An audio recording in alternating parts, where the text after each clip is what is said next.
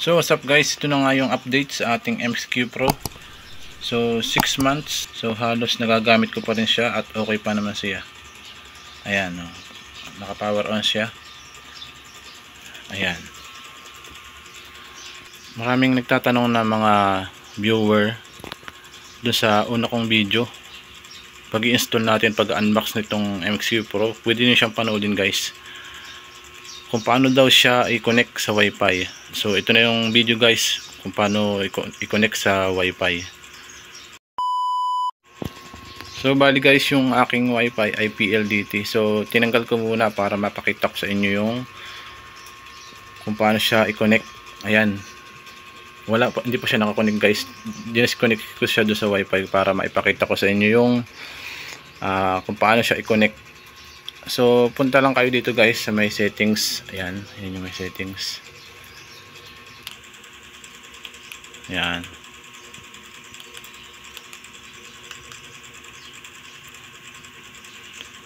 Tapos yan may Wi-Fi network. Ayan, click nyo lang dyan.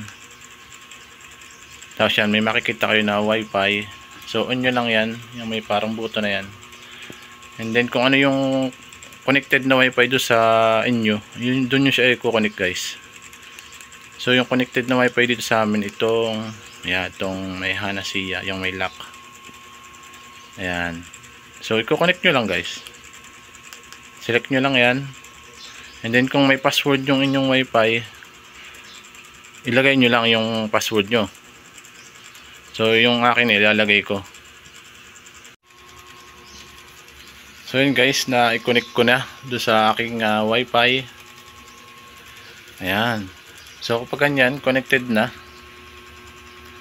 ibig sabihin, yan, may Wi-Fi na siya. Ayan. So guys, kung na-connect nyo na yung sa internet ninyo, ayan, pwede na kayong manood. Ayan. So try natin na manood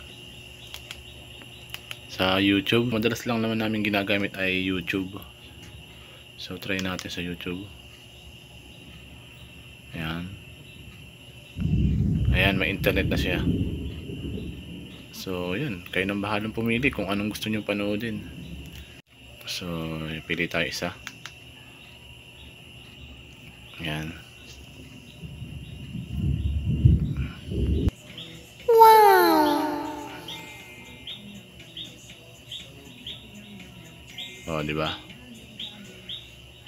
Smart TV na yung inyong LED TV. Diba? Yan, pagkatapos may nagtanong din guys na viewer kung pwede raw siya sa LED na Philips TV. So pwede guys, pwede po. Itong TV ko ay LED na Sharp. So ito nyo guys, LED. Ayan, HDMI.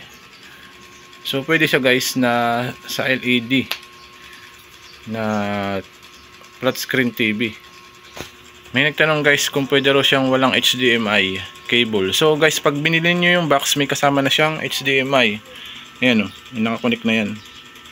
Yan, nakakonect na dito sa ating ano yan. Kinonek ko na, ayan o. Ayan o, ayan.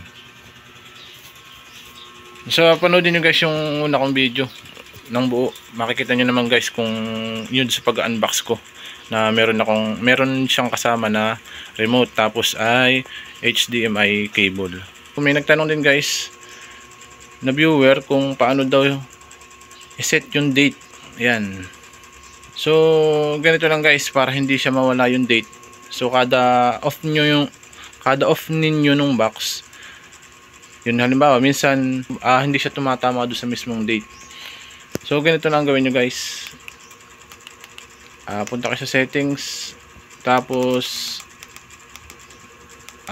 piliin niyo itong date and time. Select nyo lang guys itong use network provided. Ayan. Pagkatapos off nyo lang saglit yan guys, siguro mga ilang seconds. Tapos yun, balik nyo ulit dito sa use network provided time. Ayan, so every time na i-off nyo yan, yung TV at saka itong box, at tapos manonood ulit kayo, yan, pagka connect na siya dun sa mismong internet ninyo, Ayan, automatic na yung mismong latest date, yung mismong petsa. Ayan, yan, automatic na magsiselect, siguro mga 5 seconds lang. Ayun. So, yun lang guys. Sana ay nasagot ko yung ibang mga tanong ninyo.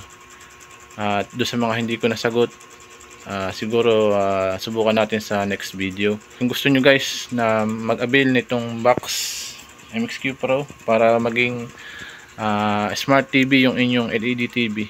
So, nandiyan lang sa description guys yung link. At pwede kayong umorder niyan guys. Yun, maraming salamat at don't forget to like and subscribe to my YouTube channel.